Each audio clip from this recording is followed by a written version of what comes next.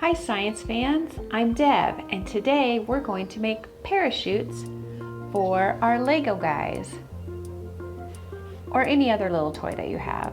And we're going to experiment with design, air resistance, gravity, and weight.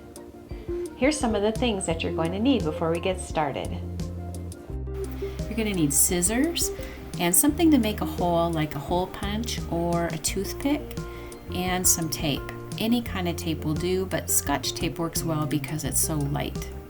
You'll also need some string or yarn or thread, something to attach your parachute to your Lego man. And then you need material to make your parachute out of, like a paper towel or a dinner napkin or plastic from a grocery bag or even a piece of material if you have some extra material laying around the house. First, you're going to need to make a rectangle out of your material that you're going to use. If you use a paper towel or a dinner napkin, which is what I'm using, it's already a rectangle. This one happens to be about 11 inches by 15 inches. So if you want to cut something that big, you can, or just use a dinner napkin. This is an old one I had left over from Christmas. The next thing you're going to need to do is take your tape and put some tape at the corners, kind of in from the corner, about this.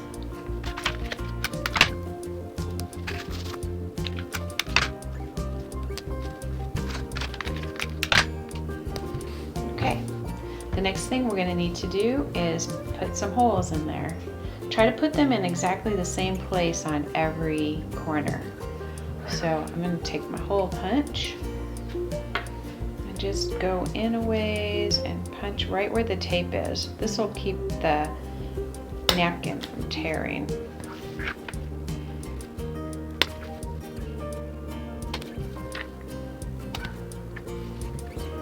Next we need to cut our string. I'm just using this cotton string that I have a ton of, but you can use yarn or whatever else you're able to find. The lengths, it doesn't really matter, but I'm making mine about 15 inches long. Cut the first one and then use it to measure the others.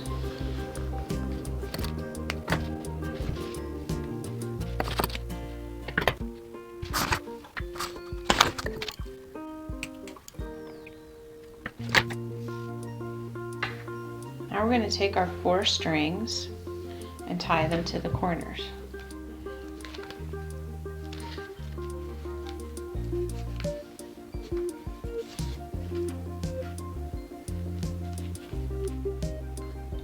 I'm not going to double knot it, just in case I need to adjust how long it is.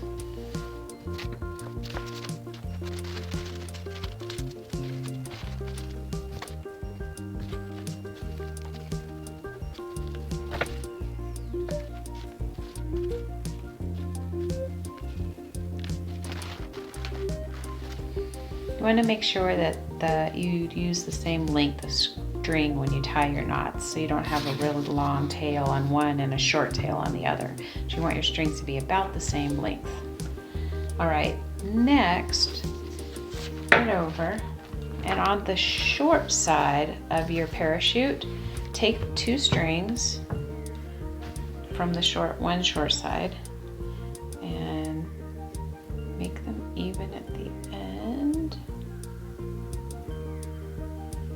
Okay, so now what we're going to do is we're going to tie the ends together. So you make it so that the strings are about the same length, like the tension is the same on both of these. And then we're going to tie it, see how one is a little bit longer than the other? That's okay. We're going to just tie it like that. Then go up about, I don't know, 2 or 3 inches, not that far, and tie another knot up here. And this is going to be the loop for your Lego man's arm. His arm's gonna go right through this loop. Okay, so now you do the same thing on this side.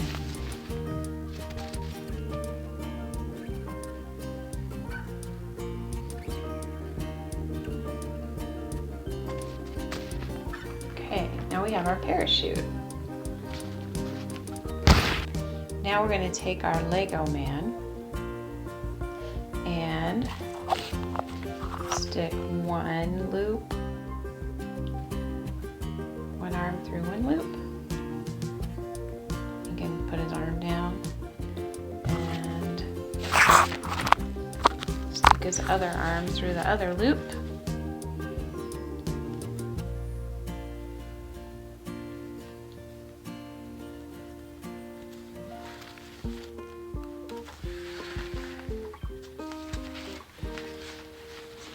And he's ready to fly. Okay, let's give it a try and see if it can fly. 5, 4, 3, 2, 1.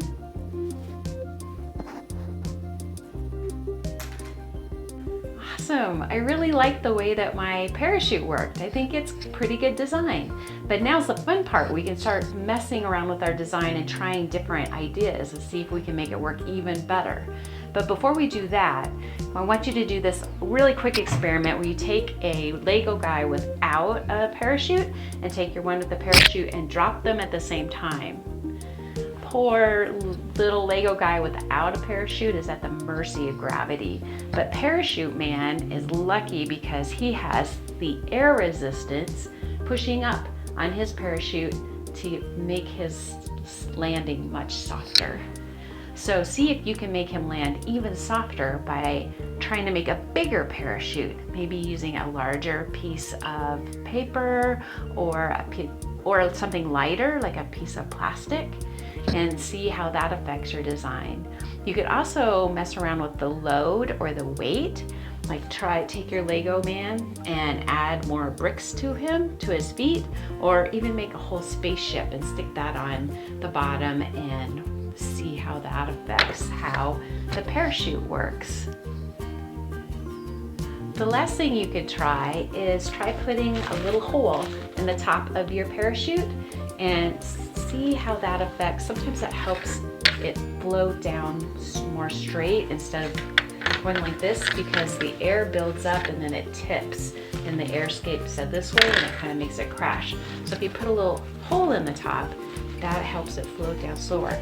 Maybe give it a try, and maybe you want to put 4 even holes in there. Just see what works best.